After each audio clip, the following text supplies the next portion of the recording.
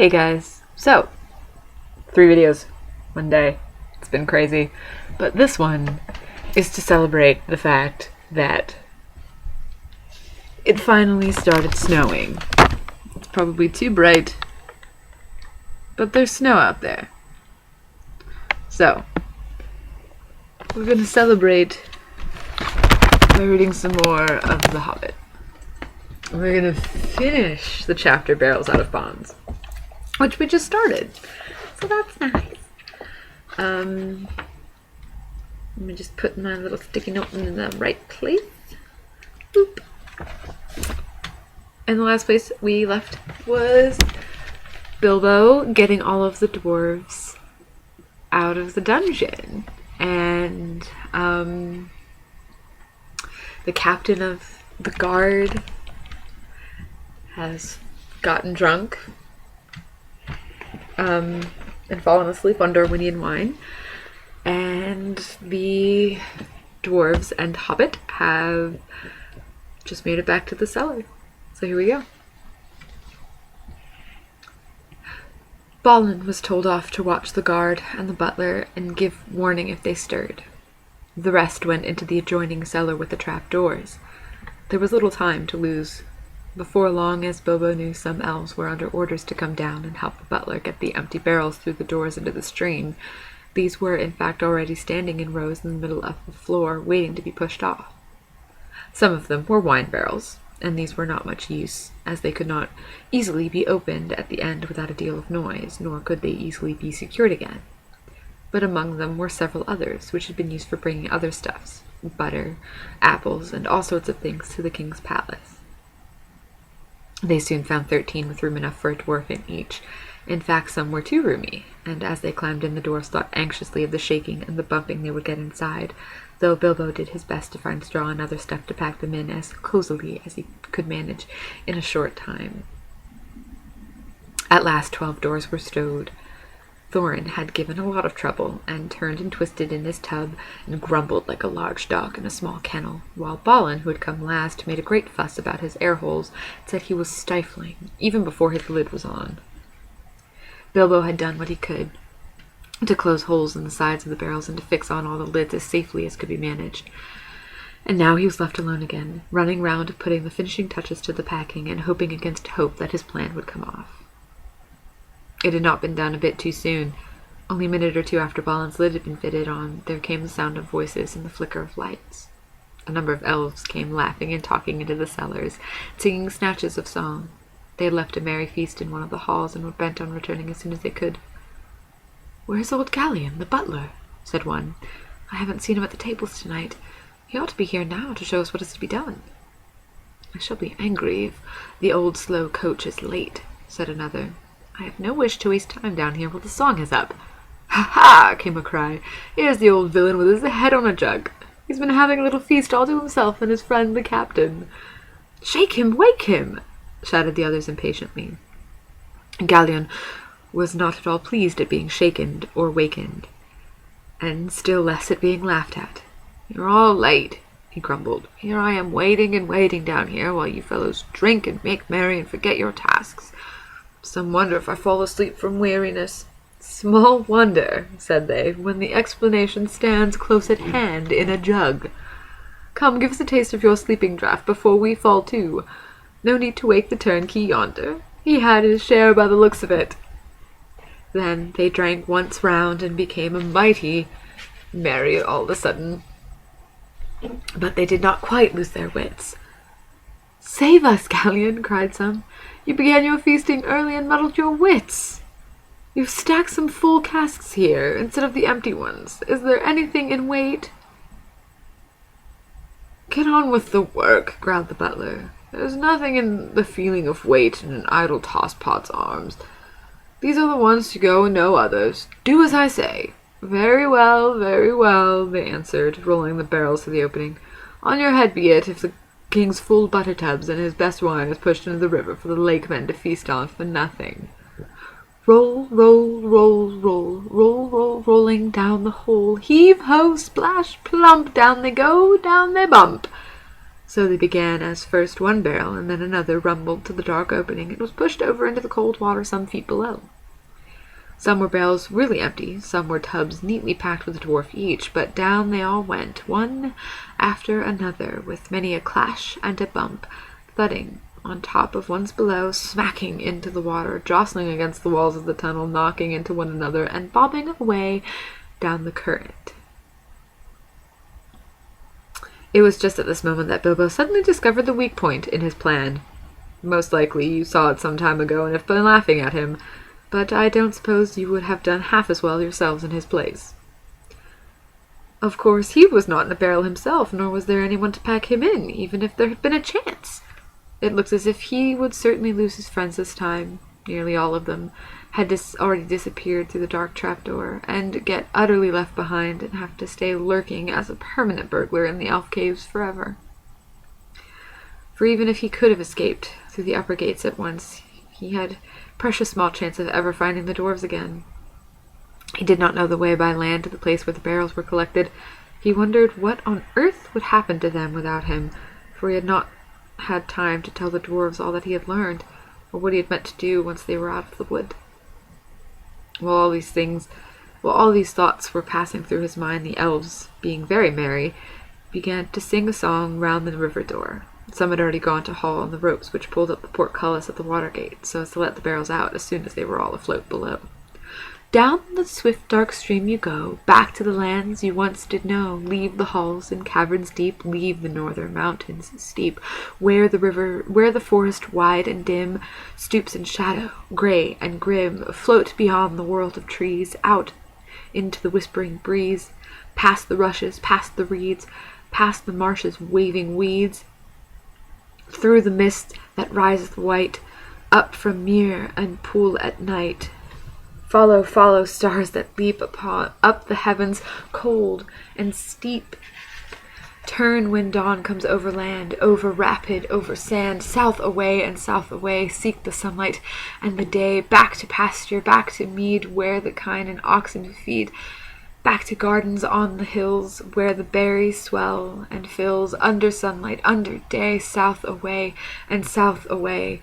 Down the swift, dark stream you go, back to the lands you once did know. Now the very last barrel was being rolled to the doors.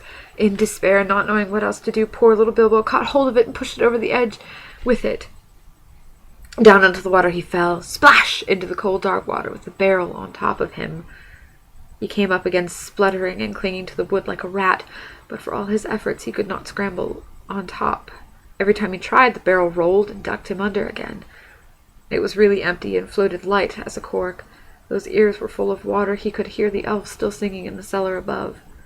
Then suddenly the trapdoors fell to with a boom, and their voices faded away. He was in the dark tunnel floating in icy water all alone, for you cannot count friends that are all packed up in barrels. Very soon, a grey patch came in the darkness ahead. He heard the creak of the water gate being hauled up, and he found that he was in the midst of a bobbing and a thumping mass of casks and tubs, all pressing together to pass under the arch and get out into the open stream. He had as much as he could to do prevent himself from being hustled and battered to bits. But at last the jostling crowd began to break up and swing off one by one under the stony arch and away. Then he saw that it would have been no good even if he had managed to get astride his barrel, for there was no room to spare, not even for a hobbit between its top and the suddenly stooping roof where the gate was. Out they went under the overhanging branches of the trees on either bank. Bilbo wondered what the dwarves were feeling, or whether a lot of water was getting into their tubs. Some of those that bobbed along by him in the gloom seemed pretty low in the water, and he guessed that these had dwarves inside. I do hope I put the lids on tight enough, he thought, but before long he was worrying too much about himself to remember the dwarves.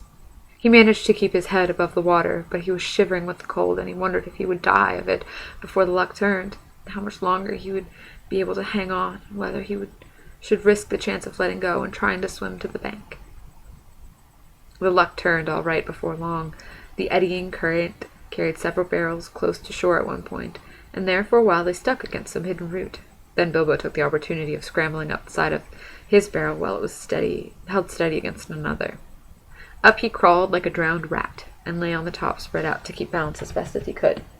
The breeze was cold, but better than the water, and he hoped he would not suddenly roll off again when they started off once more. Before long, the barrels broke free again and turned and twisted off down the stream and out into the main current. Then he found it quite as difficult to stick on as he had feared, but he managed it somehow, though it was miserably uncomfortable. Luckily, he was very light, and the barrel was a good big one, and being rather leaky, had now shipped a small amount of water. All the same, it was like trying to ride, without bridle or stirrups, a round, pot-bellied pony that was always thinking of rolling on the grass. In this way, at last, Mr. Baggins came to a place where the trees on either hand grew thinner. He could see the paler sky between them. The dark river opened suddenly wide. There it was joined to the main river of the forest, the main water of the forest river, flowing down in haste from the king's great doors. There was a dim sheet of water no longer overshadowed, and on its sliding surface there were dancing and broken reflections of clouds and stars.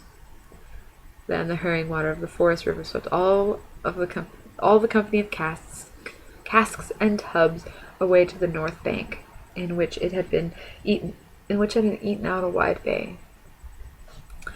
This had a shingly shore under hanging banks and was walled at the eastern end by a little jutting cape of hard rock. On the shallow shore most of the barrels ran aground, though a few went on to bump against the stony pier. There were people on the lookout on the banks. They quickly pulled and pushed all the barrels together into the shallows, and when they had counted them, they roped them together and left them till morning. Poor dwarves! Bilbo was not badly off now. He slipped from his barrel and waded ashore, and then sneaked along to some huts that he could see near the water's edge. He no longer thought twice about picking up a supper uninvited if he got the chance. He had been obliged to do so for so long, and he knew now only too well what it was to be really hungry, not merely politely interested in the dainties of a well-filled larder. Also, he had caught a glimpse of a fire through the trees, and that appealed to him with his dripping, ragged clothes clinging to him cold and clammy. There is no need to tell you much of his adventures that night, for now we are drawing near to the end of the eastward journey and coming to the last and greatest adventure, so we must hurry on. Of course, helped by his magic ring, he got on very well at first, but he was given away in the end by his wet footsteps and the trail of drippings that he left wherever he went or sat, and also he began to snivel. Whenever he tried to hide, he was found out by the terrific explosions of his suppressed sneezes. Very soon there was a fine commotion in the village by the riverside, but Bilbo escaped into the woods carrying a loaf and a leather bottle of wine and a pie that did not belong to him. The rest of the night he had to pass wet as he was and far from a fire, but the bottle helped him do that, and he actually dozed a little on some dry leaves, even though the year was getting late and the air was chilly. He woke again with a specially loud sneeze. It was already grey morning, and there was a merry racket down by the river. They were making up a raft of barrels, and the raft elves would soon be steering it off down the stream to Lake Town. Bilbo sneezed again. He was no longer dripping, but he felt cold all over. He scrambled down as fast as his stiff legs would take him, and managed just in time to get on to the mass of casks without being noticed in the general bustle. Luckily, there was no sun at the time to cast an awkward shadow, and for a mercy, he did not sneeze again for a good while. There was a mighty pushing of poles. The elves that were standing in the shallow water heaved and shoved. The barrels, now all lashed together, creaked and fretted. "This is a heavy load," some grumbled. "They float too deep. Some of these are never empty." "If they had come ashore in the daylight, we might have had a look inside," they said. "No time now," cried the raftmen. "Shove off." And off they went at last, slowly at first until they had passed the point of rock where other elves stood to fend them off with poles, and then quicker and quicker as they caught the main stream and went sailing away down, down towards the lake. They escaped the dungeons of the king and were through the wood, but whether alive or dead still remains to be seen. And that was chapter 9, which is a fair lot of bonds. And the next chapter is called A Warm Welcome. But first, is it in the front? I want you guys to look at the map so we kind of know where we are. I need to find it. Assuming it's in the back. Because I didn't see it in the front. Okay. So.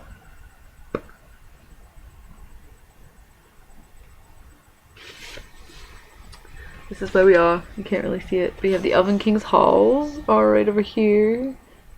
And then you have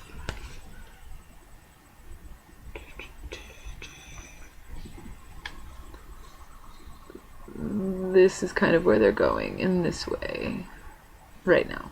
So that was chapter 9, and I will see you guys eventually for chapter 10.